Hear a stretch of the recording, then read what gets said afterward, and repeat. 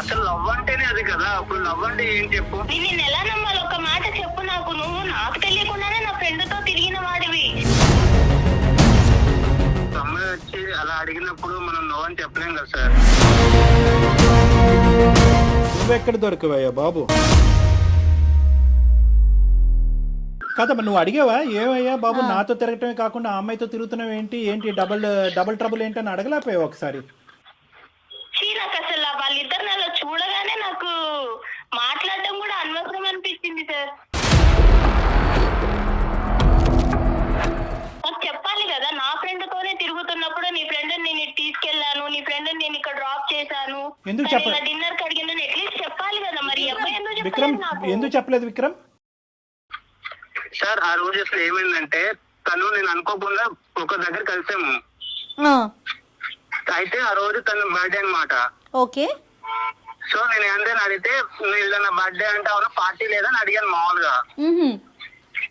So అయితే తను ఏమన్నా సరే ట్రీట్ ఇస్తాను అడుగు అని చెప్పేసి డిన్నర్ తీసుకెళ్ళింది. నేను వద్దాను అప్పటికి, వెళ్దాం తర్వాత వెళ్దాంలే అని చెప్పాను.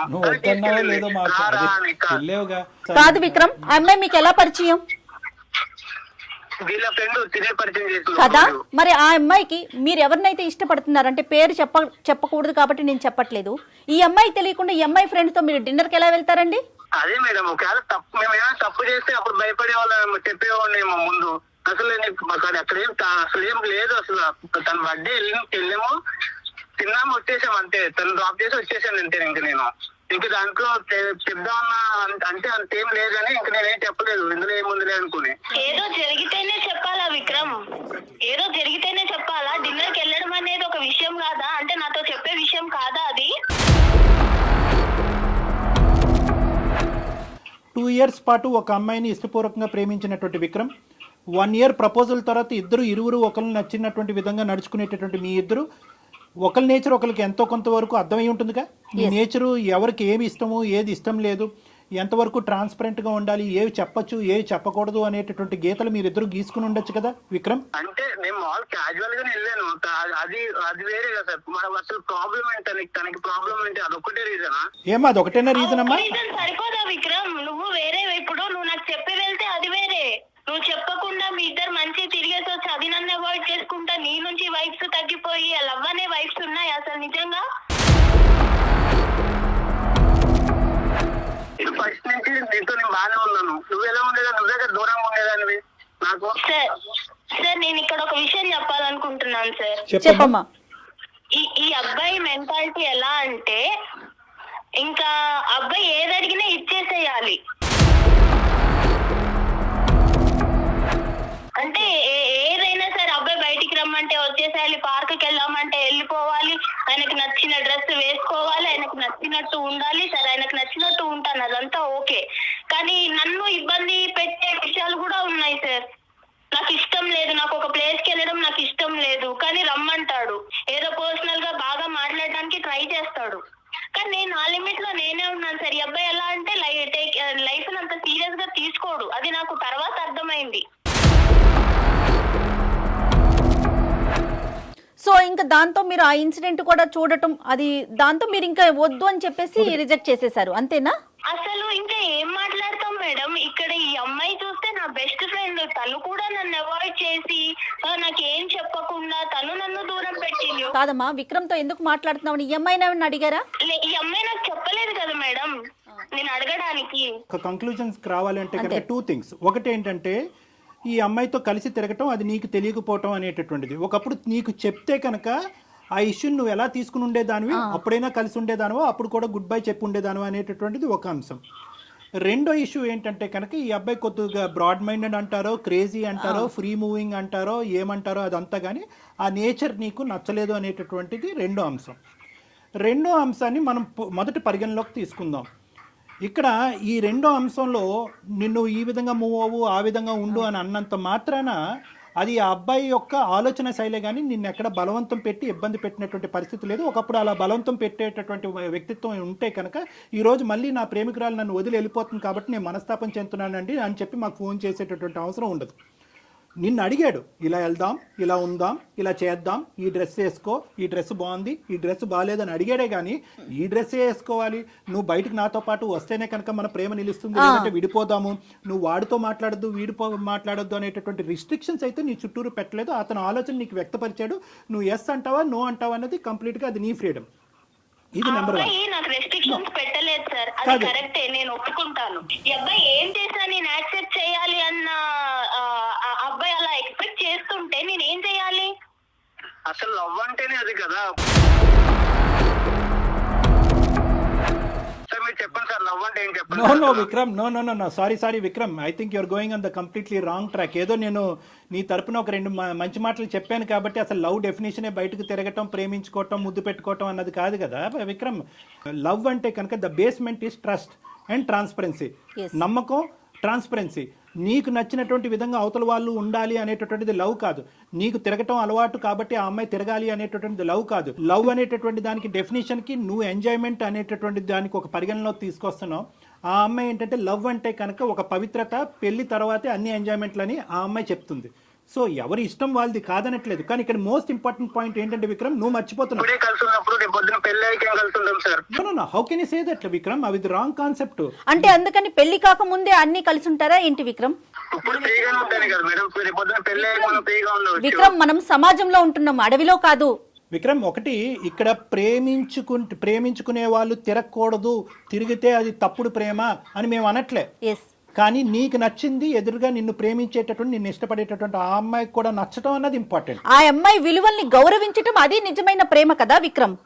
ఒకసారి ఆలోచించండి.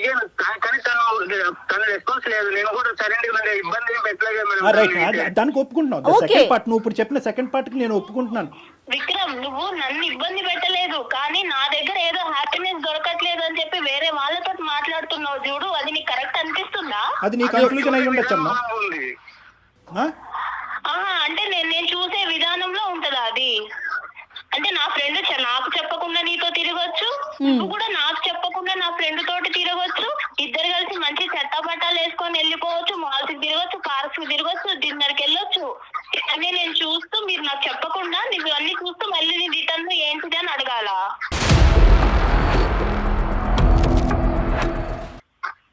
నేనే అడిగి ఏంటి అని నేను తెలుసుకోవాలా?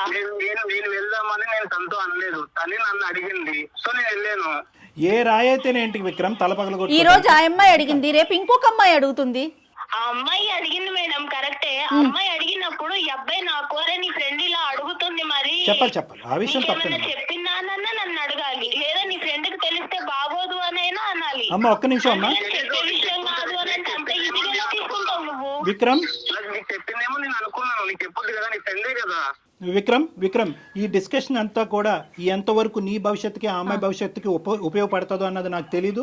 సెటిల్ అయినటువంటి మ్యారేజ్ వదిలేసి నీతో పాటు వస్తుంది అనేటటువంటి ఆలోచనకు కూడా ఇది ఉపయోగపడుతుందో లేదో మనకు తెలీదు. కానీ ఒక్కటి, నువ్వు ఆ అమ్మాయి ఎదుర్కొంటే ఒక్కటైతే ఒప్పుకోవాలి, ఈ అమ్మాయి ఇలాగ ఫ్రీగా, ఫెయిర్గా, బ్రాడ్ మైండెడ్గా, ఫ్రీ మూవింగ్గా నీతో పాటు లేనందుకు వేరే అమ్మాయితో నువ్వు పరిచయం పెంచుకున్నావా?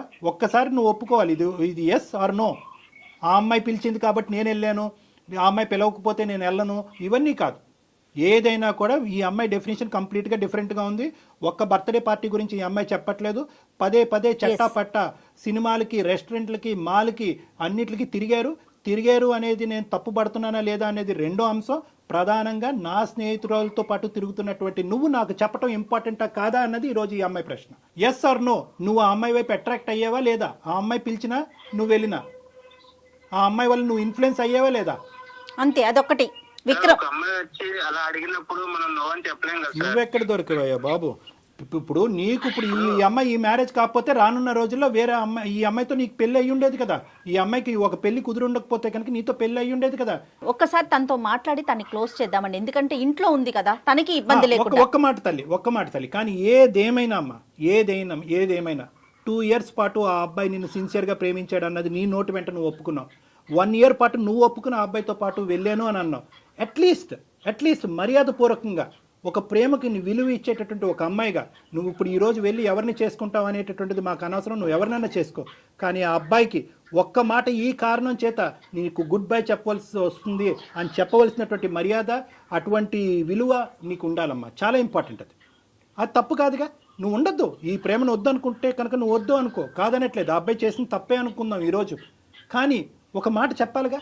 1.5 month పాటు ఆ అబ్బాయి ఫోన్ కాల్ రిసీవ్ చేసుకోకుండా, ఆ అబ్బాయి మెసేజ్ రిసీవ్ చేసుకోకుండా ఆ అబ్బాయి ఏదైనా చేసుకుని ఉంటే ఈరోజు ఏమ్మా? సార్ నా ఆలోచన ఎలా అయిపోయిందంటే సార్, నా ఫ్రెండ్ నాకన్నా అందంగా ఉంటుంది సార్, నాకన్నా అందంగా ఉంటుంది.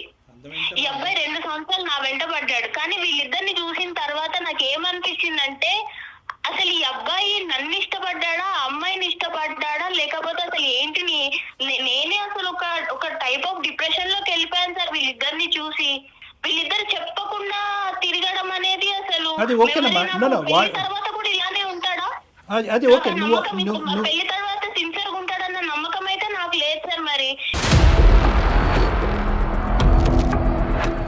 నువ్వు ప్రేమించినటువంటి వ్యక్తి గురించి నువ్వు ఒక ఇంప్రెషన్ క్రియేట్ చేసుకుని అందులోంచి విత్డ్రా అయిపోవటాన్ని మేము అందరం హర్షిస్తున్నాం. ఒక ఆడపిల్లగా నీకు ఆ హక్కు ఉంది. కానీ అతను ఇప్పటి వరకు చేసినటువంటి ప్రయాణంలో నీకు అట్లీస్ట్ ఒక మాట చెప్పి 1.5 month పాటు అతన్ని ఎండగట్టకుండా, ఒక మెసేజ్కి రెస్పాన్స్ లేకుండా, ఒక ఫోన్ కాల్ని పికప్ చేయకుండా అతన్ని ఎండగట్టి అలా ఒక విపరీతమైనటువంటి పరిస్థితి అతనిలో క్రియేట్ చేసి రేపొద్దున అతను ఏ సూసైడ్ అన్నా చేసుకుని ఉంటే కనుక అమ్మ ఎన్ని కథలు ఇలాంటివి మనం వినట్లేదు. ఆ బాధ్యత నీకు లేదా? ఈ రోజు ఇక్కడ దాకా వచ్చినా నీ ప్రేమ ఉండబట్టే కదా ఇక్కడ దాకా వచ్చింది. నేను ఎలా నమ్మాలి నిన్ను ఎలా నమ్మాలి? ఒక మాట చెప్పు నాకు. నువ్వు నాకు తెలియకుండానే నా ఫ్రెండ్ తో తిరిగిన వాడివి. రేపొద్దున ఎంతమంది ఫ్రెండ్స్ ఉన్నారో నాకు తెలియదు. రైట్ మా డాక్టర్ గారు ఫైనల్ గా చెప్తారా? ఓకేనమ్మా, ఇప్పుడు నువ్వేం చెప్పాలి అనుకుంటున్నావు ఒక మాట చెప్పమ్మా. విక్రమ్ నీ మాట గురించి, ఈ కారణం గురించి బహుశా 45 రోజులు బట్టి వెయిట్ చేస్తున్నాడు. చాలా మనస్తాపం చెందాడు, చాలా బాధపడ్డాడు, అతని మనసు విరిగిపోయింది. కాబట్టి ఒక్కసారి నీ జీవితంలో నీ ఆలోచన ఏంటి అనేది ఒక్కసారి అతనికి ఒక ఫైనల్ మాటగా చెప్పి నీ దారి ఏదైతే అది నువ్వు ఎంచుకున్నావో అది నువ్వు చూసుకో అమ్మా. Okay sir. చూడు విక్రమ్, నువ్వు ఎంత ఎంజాయ్ చేస్తావో, నీది ఎంత ఎంజాయబుల్ మెంటాలిటీయో నాకు తెలుసు. కానీ నువ్వు కేవలం 2 years నన్ను సిన్సియర్ గా నా కోసమే ఉన్నావు అని నేను అనుకొని నిన్ను యాక్సెప్ట్ చేశాను. నమ్మకం మీద నిన్ను యాక్సెప్ట్ చేశాను విక్రమ్. నువ్వు నాకు తెలియకుండా నా ఫ్రెండ్ తోటి తిరగడము అండ్ మీరు నాకు చెప్పకపోవడము, నాకు ఎట్ ఏ టైం నాకు ఫ్రెండ్షిప్ మీద నాకు మనసు విరిగిపోయింది, అలాగే ప్రేమ మీద కూడా నాకు మనసు విరిగిపోయింది విక్రమ్. మేబీ నువ్వు మళ్ళీ వచ్చినా గానీ నీ మీద అలాంటి ప్రేమ నాకు రాకపోవచ్చు.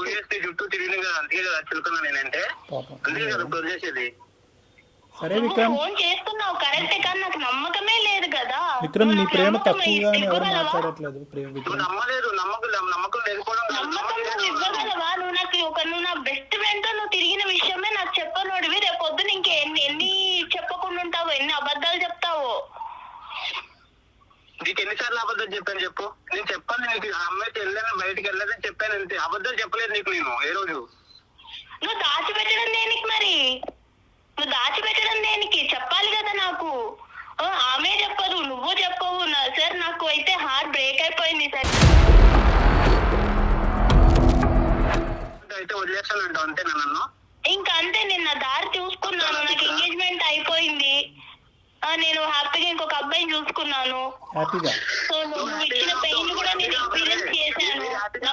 హ్యాపీగా ఉంటారులే. నువ్వు కూడా హ్యాపీగానే ఉంటావు కదా. విక్రమ్ దీన్ని ఎక్కడికో తీసుకెళ్లొద్దు దయచేసి, ప్లీజ్ విక్రమ్. విక్రమ్ దీన్ని మీరు ఎక్కడికో తీసుకెళ్తున్నారు. దయచేసి ఇక్కడతో ఈ సమస్యకు ఒక పరిష్కారాన్ని చూసుకోండి. మన జీవితం ఇక్కడతో ఆగిపోవట్లేదు. ఎవరిదైనా, మీదైనా, తనదైనా, ఎవరిదైనా. తప్పు అని ఎవరు అనట్లేదమ్మా. అమ్మ నేను ఒక్క ఫైనల్ మాట. విక్రమ్ ఈ కాన్ఫరెన్స్ కాల్ మనం కలపడానికి అమ్మా మీ ఇద్దరు అలా కాదు. మీరు దయచేసి ఒక సానుకూలంగా ఈ కాల్ కట్ చేయటం అన్నది మంచిది. విక్రమ్ కేవలం ఒక కారణం ఏంటి, ఆ కారణం అన్న దాని గురించి మీరు మాకు ఫోన్ చేశారు. ఆ కారణం ఏంటి కనుక్కోవటం గురించి ఆ అమ్మాయికి మేము ఫోన్ చేయడం జరిగింది. ఆ కారణం ఆ అమ్మాయి బలంగా చెప్పింది. తన మనసులో ఒక ఉద్దేశం ఏర్పడింది. తన ప్రయాణాన్ని ఇంకో మార్గంలో వెళ్దామని నిర్ణయం తీసుకున్న తర్వాత మనం అది రెస్పెక్ట్ చేయటం అది. ఒక ప్రేమించిన వ్యక్తిగా మీరు రెస్పెక్ట్ చేయండి దాన్ని. ఎవరి జీవితాలు వారివి. ఖచ్చితంగా కలవాలనే కోరుకుంటాం. ఏదైనా కలవట్లేదు అని తెలిసినప్పుడు బలవంతం చేయకూడదు విక్రమ్, ఏ విషయానికి కూడా. ఫైనల్ గా ఒక్క మాట విక్రమ్, మీ ఇద్దరు ప్రేమలో ఎటువంటి తప్పు లేదు, కానీ ప్రేమకి మీరు ఇచ్చినటువంటి ఏదైతే డెఫినేషన్ ఉందో నిర్వచనాలు. నిర్వచనం ఏదైతే ఉందో అది కంప్లీట్గా డిఫరెంట్గా ఉంది. అంటే నువ్వేంటంటే ఫ్రీ గోయింగ్గా ఉండాలి ప్రేమ అంటే అని మీరు అనుకుంటున్నారు, లేదు ఆర్థడాక్స్గా పద్ధతిగా ఉండాలి అని ఆ అమ్మాయి అనుకుంటుంది. ఈ క్రమంలో ఆ అమ్మాయి యొక్క ఫ్రెండ్ మీ జీవితంలోకి దాపరించింది. ఆ అమ్మాయితో మీ ఇష్యూ ఏంటన్నది మాకు తెలీదు, మీ ప్రేమను సంకోచించడం మా ఉద్దేశం కాదు. కానీ ఒక్క ఇంపార్టెంట్ పాయింట్ ఏంటంటే కనుక ప్రేమ అనేటటువంటి దాంట్లో ప్రధానంగా కావాల్సింది ఏంటంటే అండర్స్టాండింగ్ కావాలి. ఈ అమ్మాయికి ఇలాంటివి నచ్చవు అన్నప్పుడు తన స్నేహితురాలతోనే తిరగటం అన్నది ఆ అమ్మాయి కంప్లీట్గా మిస్అండర్స్టాండ్ చేసుకుంది. అదే ఈరోజు మీ మెడకి తాడులాగా బిగించబడింది. కాబట్టి ఈ సబ్జెక్ట్ని ఇక్కడితో వదిలేసేయండి. ఆ అమ్మాయి ప్రయాణాన్ని, ఆ అమ్మాయిని సాఫీగా కొనసాగించేటటువంటి దానికి అవకాశం ఇవ్వండి. వీలుంటే ఆ అమ్మాయిని బ్లెస్ చేయండి. Yes. ఇక్కడితో ఈ కథను ముగించండి. Okay Vikram? Thank you sir. Suman టీవీకి కూడా చాలా థ్యాంక్స్ సార్. ఓకే అమ్మా. నిజంగా 2.5 months నుంచి నేను చాలా ఇబ్బంది పడ్డాను. తను అసలు మాట్లాడలేదు, నాకు ఏంటనేది నాకేం Yes, అర్థం yes. కాకుండా. సో ఈ రోజు నాకైతే ఒక కన్ఫర్మ్ అయితే అయింది నాకు. Thank you sir. Good luck నాన్న. Good luck, good luck. Thank you sir. Thank you మా. Okay ma'am. All the All the best, ma. Best. God bless you. Take care. Thank you ma'am. Right. ఇంత conversation విన్న తర్వాత అతని జీవితంలో బహుశా ఒకే ఒక స్థానం ఈ అమ్మాయిదేనేమో అని నాకు అనిపిస్తుంది. కానీ unfortunately the way things vent, I don't think so it is beyond repair. తల ఇది అంటారు కదా డాక్టర్ గారు, ఎవరికి ఎవరితో రాసి పెట్టిందో కరెక్ట్ అమ్మా.